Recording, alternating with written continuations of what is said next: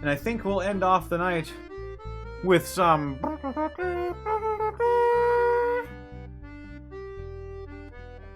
The Alivast Oracle!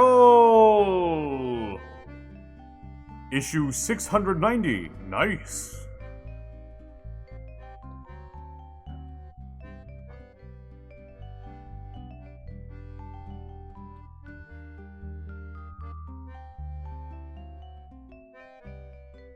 Periton Visit Unnerved City by Hazel Rumplebottom. Word spread quickly this week of the arrival of a massive man-o-war from Periton to the city's docks. There was no official word from the council. Though there was no official word from the council, local experts speculate that the ship was a flagship bearing high dignitaries simply based on its size and outfitting. Needless to say, the arrival of a warship from a country with a record of poor relations with Alivast caused a great deal of concern for many residents. Foot traffic on my street had pretty much dried up, said Penny Briggs, who operates a seafood stall near the dock gate. Lots of folks just stayed indoors for the duration, like the kobold pair that supply my shellfish. Can't blame them for going under the ground. Many in the city hold no particular love for Periton, especially after the country was strongly implicated in a wave of piracy in Canary Channel last year. It was hard, very hard to sail into port and see those colors, stated Captain Rachella Curl of the Sea Skippers Guild. A lot of good friends died to a ship flying those colors. I know the official line is that they were a rogue unit, but I find that hard to believe. Us but take the lot of them. During the warship's stay at the docks, there was little said about the reason for its visit. The council has been close-lipped on the matter, leaving many to speculate that the motives on the motive. It's a show of force, Captain Curl claimed. They've already tried the stick, now here's the carrot, and another even bigger stick. I hope the council tells them to pound sand, even though I know that means what that means for the city. The fear that many citizens have is that the city may be forced to give concessions to Periton or face war. While civic pride is strong, many citizens have their doubts over the effective Alivast patchwork of guards. Mercenaries and adventuring guilds would fare against an organized military force. I moved here because I was forced to leave my homeland, stated one drow who agreed to speak under the promise of anonymity. I made a home here, a career. I've even adopted a girl of mixed heritage who was originally from Periton. I know what they did to her mother. I know what was done to people like me simply for the crime of existing. What I'm afraid of is that they'll come here. We'll have nowhere else to go. So many of us have already ran once. We're tired of running. Citizens are hoping that diplomacy will win the day and Alivast can get back to business as usual.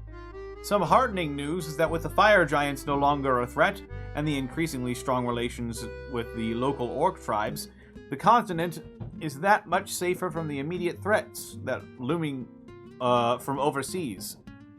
The looming threat from overseas still remains an unknown.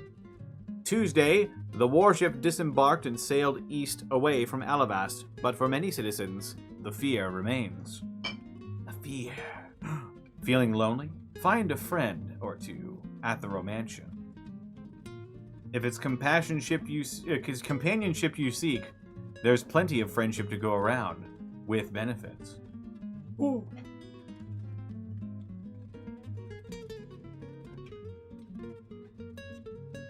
Oh, we gotta Willow's Wonders. Lower General District Potions, Paraphernalia, and Accessories grand opening, up to 30% off. Come see our flying Willow Jr. Yeah. Yes, I have chicken wings. Chicken wings. Don't eat my chicken wings. I'll do one that I haven't read in a while. Gregor's hunting notes.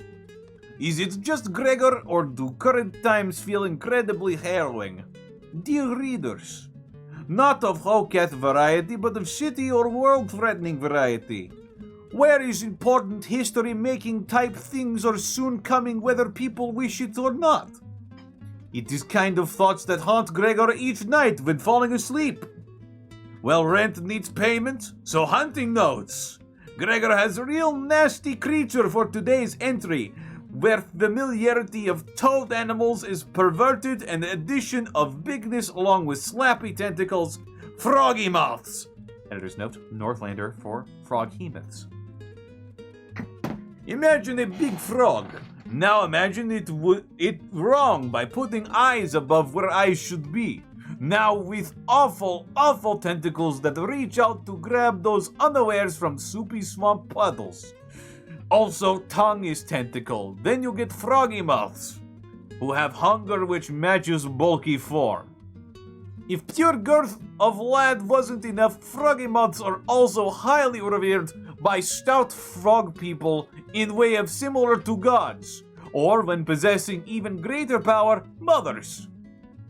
Whole societies of frog people will form to serve and feed these froggy mouths.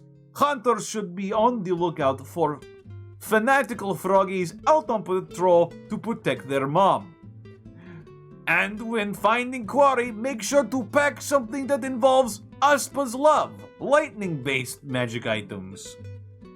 Yes, Aspa, that wonderful dame of the Northlands, deems fit to make froggy mouths wonderful targets to fill with sparkly lightning, while bubble-sized monstrosities cause good amount of direct damage from hits.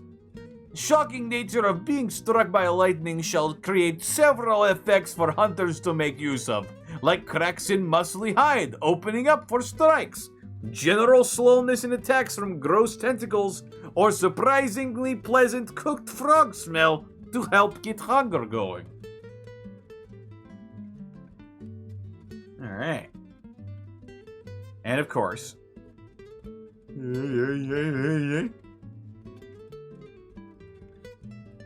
we have the letters to the Lady of Liverosia.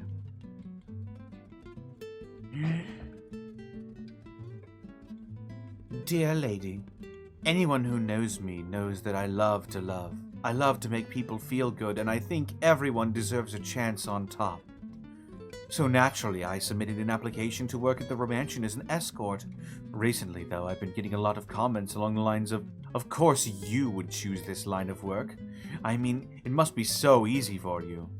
They seem to forget that training is rigorous and not just anyone can become an escort. Lastly, they seem to think that I chose this job because I don't have anything else going for me. How can I show them that I am serious about this career path? Signed, Pale Missy. Dear cheerful lover. Oh, wait, wait. We've got a little bit of a mix-up here. Dear Pale Missy, I love you. The Romantian is a good employer, especially since they have dental plan, but one thing I've counseled others on who apply there is that the work has very little to do with love. Yes, being empathetic is essential, but honestly, you need to leave your emotions at home and draw a strict separation between your work and your personal life. One big part of having a job where you are so close to people emotionally is that you need to make sure their problems don't become your problems. That's the secret about the Romantian and similar businesses. Many patrons aren't just looking for physical company, but emotional company. If you think you can absorb all that, then you may be a good fit. The Romantian has dental. Well, hot damn.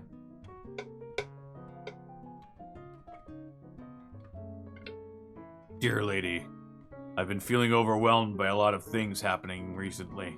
I love Alivast and I don't want to live anywhere else, but recently between the dragon attacks, staying inside when some dangerous people came to the city, and a seemingly chaotic political situation recently, it's fraying my nerves. I really want things to get back to normal, like when we used to have a few isolated gelatinous cube incidents, or the short-lived weirdness of the eclipse a couple years back. I like weirdness. The constant state of emergency lately has been taking its toll. Any advice on how to deal with this constant stress?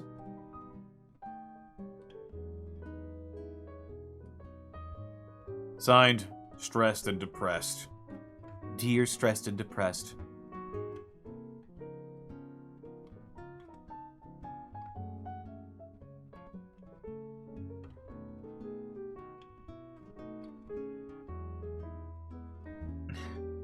I love you. If you're really feeling like you might be in danger to yourself or others, I strongly urge you to reach out to your local Illinois temple, since they can provide listening ear to help with mental and emotional clarity. Recent events have been wearing on all of us. The custodians have even had to move out of my tower temporarily when a fire and the recent dragon attacks is getting too close. I'll be back home again, but the evacuation was too close for... But the evacuation was emotionally exhausting. The best advice I can give is to talk to those around you.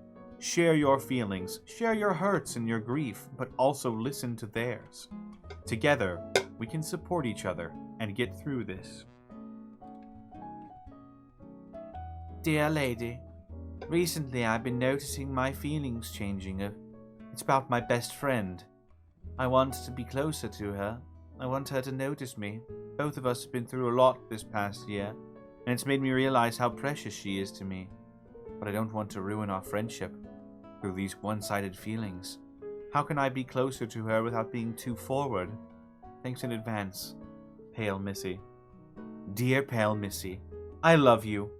Relationships can grow and evolve over time. Sometimes we grow together, sometimes we grow apart. It sounds like you're wanting to deepen your already existing relationship, and that can carry some risk.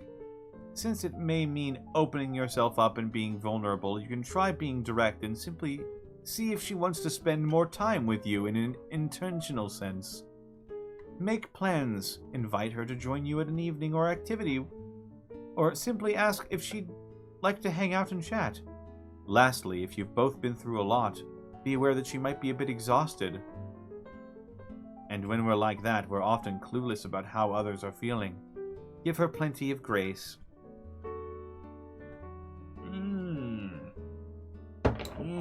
Alright. Well, that was the letters to the Lady of Liverosia. That was the Alivast Oracle, and this has been the Alivast Art Gallery.